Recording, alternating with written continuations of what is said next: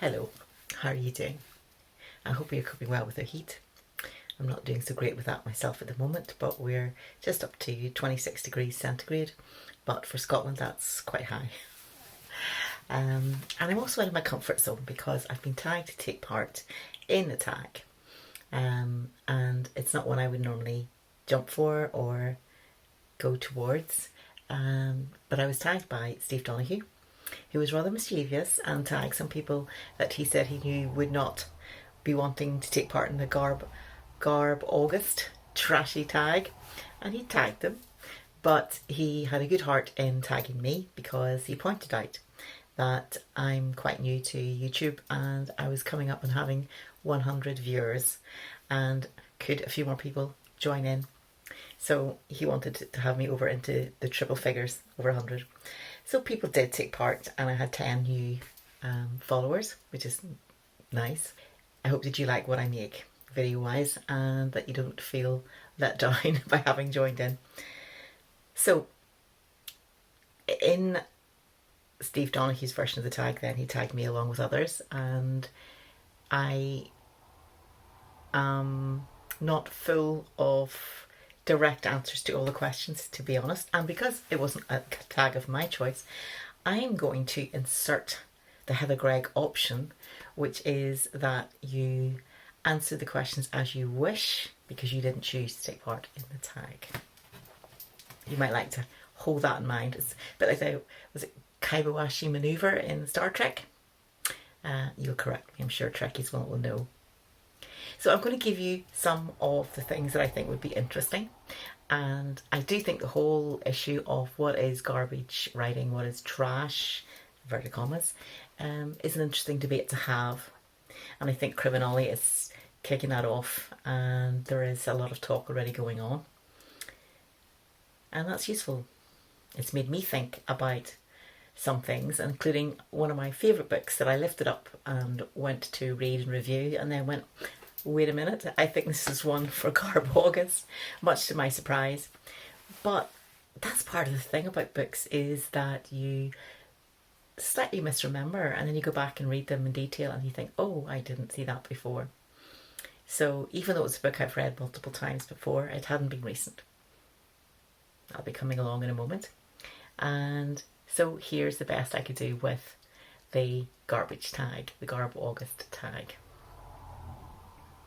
One of the things I want to start off with is the worst covers. What are the worst covers? And you may be surprised to find that I immediately nominate Jane Austen. Not because of the woman herself or her writings, lest I be pursued by pitchforks with the other people like myself who are Jane Austen fans, but I do want to show you two shocking covers for her books. Now, one of them is for Northanger Abbey, which is about a sort of takeoff of a Gothic novel. Okay, so it's done in a sort of funny way by a girl who's read too many Gothic novels and goes to stay in an old sort of pile of a house, and brings all her fears and worries about Gothic mysteries and so on. So imagine that's a book. Would this be the cover you would put to it? Amazing. Just amazing. Who thought Picasso? Yes, a cubist picture would be perfect for the cover. And there you go. There is Jane Austen on the back. But she didn't, of course, get any say in it. But what about that for a picture? I think that's one of the worst. However, there's a second one, which is another Jane Austen book, which is Sense and Sensibility. So you think about that, we all probably know the story, but here's the cover, and this I nominate for a really shocking cover.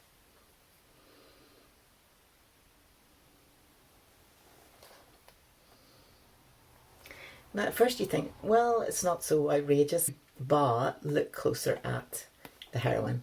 This kind of art is, it looks like it's pre-aged almost. There's no depth of tone. There's no real colour. It's just bland and flat. There's no sense of depth. But worse than that, if you look at the arms of the two characters, you'll find that the woman has got one arm that is much plumper and out of size, out of proportion to the rest of her body, compared to her beau, who's got these little slim arms. And you obviously, it begs the question, if it came to an arm wrestling contest, this simpering miss would win. There's no two ways about it. Look at her arm, it's out of proportion. Wow. So this kind of schmaltzy, poor art, I just think of that as poor art, is quite shocking. This book is called, let me see if I can get you the whole title, Scorn, the Wittiest and Wickedest Insults in Human History, gathered by Matthew Paris. Now, this book he's been working on for a few years. There's been different editions. So he began in 1944, called Scorn, a Bucketful of Discourtesy. 1995, it became Scorn with Added Vitriol. 1998, Scorn with Extra Bile. They've got chapters on humanity, God and religion, and specialises in British politics. Now, that's no coincidence, because Matthew Paris, who wrote it, used to be an MP and then became a parliamentary sketch writer for a newspaper where he would report on what was happening in Parliament. And this part of the book I looked forward to, because in the British Parliament there are quite a few restrictions about what you can say. So you can't say someone is lying. So you end up with softer ways of saying things, like saying someone has been economical with the truth. And there's all different various ways of insulting someone or calling him into question, but actually not using an outright word that would be blanked out maybe in some programmes. And there is a whole chapter on American politics, so for our American readers, they don't need to feel left out. The conclusion you reach at the end of it all is that you think, actually, it's too much to read too much of it all at once. It's just too much negativity. And even the writers felt that as well. And here is what Matthew Paris himself said on that at the end of the introduction. Gathering this collection has been fun, but many months of staring at unremitting lists of unpleasant remarks does eventually lower the spirits. We are looking forward to raising our eyes at last from the bucketful of misery and spite which follows. And it's signed by Matthew Paris and his researcher, Robbie Smith. So, let's see if I can give you a few comments. Well, here's Noel Coward. Opened at random. Noel Coward and television. Television is for being on, dear boy, not for watching. Film mogul commenting on another one.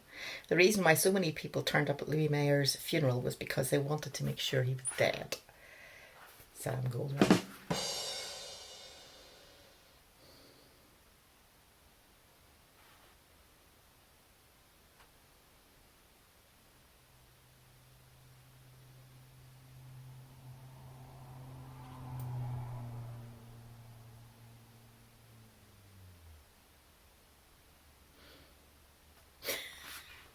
Oh, when you think about when you think about politics and you think about humour, there's a wonderful one, Yes, Prime Minister series, very classic. And here's a classic quote from Sir Humphrey Appleby in the programme, a fictional senior civil servant. Here's what he said about government. 2 kinds of government chair correspond with the 2 kinds of minister. One folds up instantly and the other sort goes round and round. So there you go. But lots and lots of things. Now, so there's quite a lot of garbage talk in this. You might enjoy. More seriously, Matthew Harris is presenter of a fantastic programme on BBC iPlayer, which is called Great Lives, in which one person will recommend someone that they have found significant to them. It's a brilliant programme, and he's really good at it because he comes across as genuinely interested, and quite often he'll say, I knew nothing about this person until before this programme, or I hadn't realised how much they hadn't done, and it makes it fascinating. He's willing to be honest. So we've had the horror of the Jane Austen covers, we've had a book about scorn and witty and horrible things to say, and I would like to recommend a book which is about the horrors of writing on the other side of the desk, i.e. those who are editing it and publishing it. And I want to recommend a Muriel Spark book, A Far Cry from Kensington, which has got a thoroughly odious baddie in it. And it's not very long. It keeps trundling along. It's got a mystery in it. And there's also a romance in it. But a lot of it is about the fact that she goes to work for publishers and she sees from the other side of the desk and what kind of garbage literature lands on her desk, why it is garbage, and the sense she has towards authors and writers, which is quite shocking if you're someone who likes to write. But it's a wake-up call. It's amusing and it is a genuine mystery kind of thriller to read. So I recommend that, Far Cry from Kensington. Now I find that I read books which are sometimes classified as not serious literature, not to be taken seriously, verging over onto trashy. So I love humour books, and those tend not to be taken seriously, even if they're witty. No. Whereas quite often humour is used to add class to something. It's a horror. They will be, oh, it's black humour. And I don't know how many films I have seen that are supposedly black humour, and I come away thinking, no, those were just dark stories. They were just dark stories. And they try and say, oh, there's black humour in it. No, there's not. I love to read humour, and I am interested in films that are considered to be not so great. And I'm currently getting into hard-boiled crime from having watched the film noir a long time ago. I'm reading about Raymond Chandler at the moment, the whole of writing that he did, that he's well educated and he's trying to write the best book he can, and he's thinking about, well, what is trashy, because his first publishings are in short stories in a magazine called The Black Mask, and he's deliberately writing for the popular audience. He needs a job. He's out of work. He's always wanted to be a writer. He's now in his 40s, and he says, I better have a crack at it. And he does. So, let's look at the humour. And when I think of humour, I love classic British humour, and I think of Spike Milligan. And here is this book that I was rereading, and then went, hang on a minute, this is possibly fit for GarbAugust. It's Pacoon. It's set in Ireland, and it's written about the whole fact of the border being redrawn between Northern Ireland and the south of Ireland. So it is funny, but I realised when I reread it that a lot of the humour is to do with references to activities in the bedroom or activities in the bathroom, and so there's a lot to do with human bodies and what they get up to and everything else. So it's a bit like sometimes kids in primary school just love fart jokes and things like that. So that's kind of what you get. But you also get wonderful descriptions, and it's genuinely funny.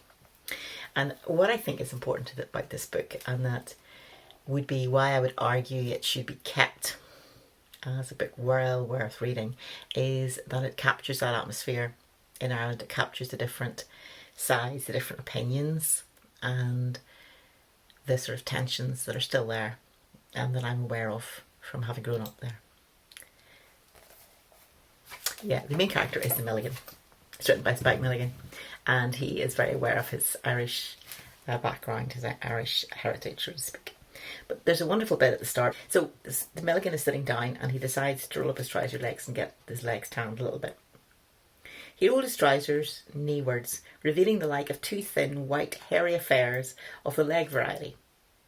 He eyed them with obvious dissatisfaction. After examining them, he spoke out loud. Holy cow. What are these then? Eh? He looked around for an answer. What are they? He repeated angrily. Legs. Legs, legs. Whose legs? Yours. Mine. And who are you? The author. Author, did you write these legs? Yes. Well, I don't like them. I don't like them at all. I could have written better legs myself. Did you write your legs? No. Ah, so you got someone else to write your legs. Someone who's a good leg writer, and then you write this pair of crappy old legs for me. Well, mister, it's not good enough. And the author replies, I'll try and develop them with the plot. So it goes on. There's a lot of characters introduced, some of them just for humour, and the description is fantastic. There's a couple of lines that I've remembered from the first time I read this book, which would have been about 20 years ago. And here they are. It's taken in a pub. There's a lot going on in the pub. So here we go. Through all this commotion, through all the thunder, singing and drinking, from the opposite wall, two humans stared unwinkingly at each other, eyes choked with mutual hate, fury and frustration. She was Mrs. Cafferty. He was known to her as Mr. Cafferty, and there's no divorce in Ireland. But enough of this. Elsewhere, important things were happening. So it's comparatively recently, divorce actually did become legal, and this copy was first published in 1963. So that would have been true at the time. So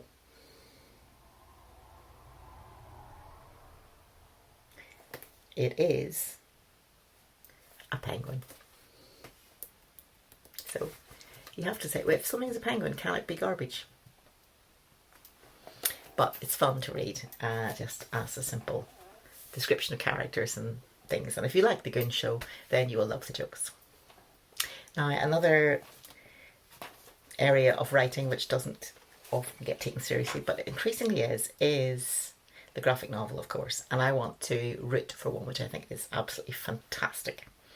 And it's Scott Pilgrim. Precious Little Life. This is volume 1. So the film itself is just phenomenal. Cannot recommend it highly enough. Just gets watched again and again and again in this house. And this, I think there's about 5 or 6 volumes of stories, which I'm told vary from what is in the film. But the first one is literally scene for scene. They've just taken it and said, okay, that's the way the picture looks. We'll put that into the movie. And it's faithfully reproduced like a screenplay. Can't recommend it highly enough. Films. My whole personal library started off many years ago with various things, and 2 of the biggest, most expensive purchases I made were the Golden Turkey Awards. And from the same stable, this one, the Hollywood Hall of Shame. And they're both wonderful. Well illustrated, showing films that were terrible, worst dialogue and worst all sorts of things, worst acting, worst directing, all the various things. Now, they were written quite a while back, so obviously there would be new entries. They were done by the Medved brothers. I don't know if you remember them, you probably don't. And this was first published in 1980. And the Hollywood Hall of Shame was something similar. So you'd probably be looking for them now. You'd be looking for them now in second-hand bookshops, and they probably wouldn't cost that much. Lavishly illustrated. Let's see, so what have we got?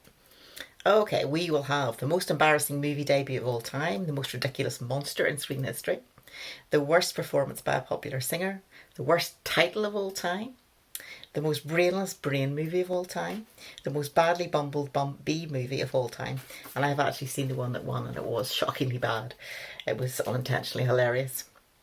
We've got the worst casting of all time, the worst performance by a politician, the worst two-headed transplant movie ever made, the worst rodent movie of all time, the worst performance by a novelist, the P.T. Barnum Award for the worst cinematic exploitation of a physical deformity, the worst musical extravaganza in Hollywood history, the Ecclesiastical Award for the worst performance by an actor or actress as a clergyman or nun, the worst performance by an actor as Jesus Christ, the worst blaxploitation movie ever made, the biggest rip-off in Hollywood history, the worst credit line of all time, the most unerotic concept in pornography, the worst performances by an animal, the worst vegetable movie of all time, the worst performance by Sonny Tufts, the most ludicrous racial impersonation in Hollywood history, the most obnoxious child performer of all time, the worst film you never saw, the most insane and unwelcome technical advance in inverted commas in Hollywood history, and the worst lines of romantic dialogue in movie history. I think we need to see those. Let's see some of those. Yes, so the B film is called The Swarm, 1978. And here's the setup. After years of hesitation, druggist Fred McMurray is finally ready to propose marriage to his ageing lady friend, Maureen, played by Olivia de Havilland. So here's what he says. Maureen, how long have we known each other? About 30 years. All that time, have you ever heard me beg? Maureen, I'm willing to beg now. I want you to marry me. I know people look at me and think that I'm just the man behind the aspirin counter, but inside, I love you. And she replies, how lucky I am. So he waits 30 years to say he likes her.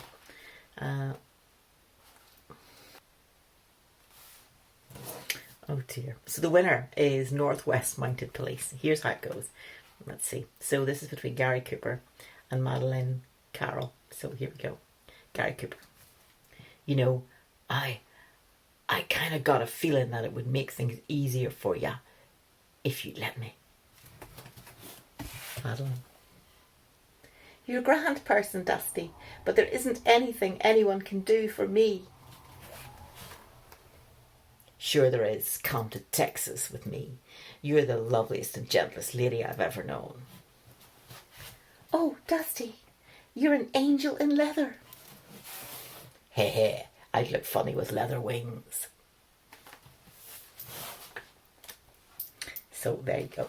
Anyway, it's quite famous, I think, probably for Plan X from Outer Space. Plan 9 from Outer Space. Let me look this up. It recommends at the time as being the worst movie.